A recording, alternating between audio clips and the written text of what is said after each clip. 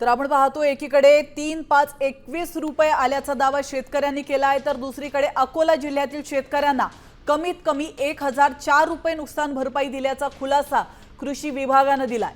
अकोट तालुक्यातील कुटासा परिसरातील दिनोडा, मरोडा आणि कावसा त्याचप्रमाणे रेल या गावातील शेतकऱ्यांच्या खात्यात पीक विमा योजनेअंतर्गत नुकसान भरपाई म्हणून शेतकऱ्यांना 1,000 रुपयांपेक्षा अधिक कमी रक्कम दिलेली नसल्याचं कृषी विभागाने म्हटलंय। पीक विमा आहे ते दिली गेली आहे, कोणालाही फक्त सिंगल डिजिट किंवा 2 डिजिट मध्ये कुठलाही पैसा दिला गेला नाहीये। त्यांना ऑलरेडी याच्यात पैसे दिले गेले। फक्त हा जो किरकोळ अमाउंट आहे ते टोटल अमाउंटचा एक पार्ट आहे। तो ही शुद्धी ये क्लॅरिटी मला द्यायची आहे, कारण अशा कुठेही नाहीये की आम्ही पीक विमाची हा स्कीम मध्ये फक्त त्यांना सिंगल डिजिट मध्ये पैसे देतो, डबल डिजिट मध्ये असं होऊ शकत नाही। अशा आपल्या जिल्ह्यामध्ये कुठेही झाला नाही याची खात्री मी केलेली आहे। माझ्याकडे सगळे ट्रान्झॅक्शनचे रेकॉर्ड आहे।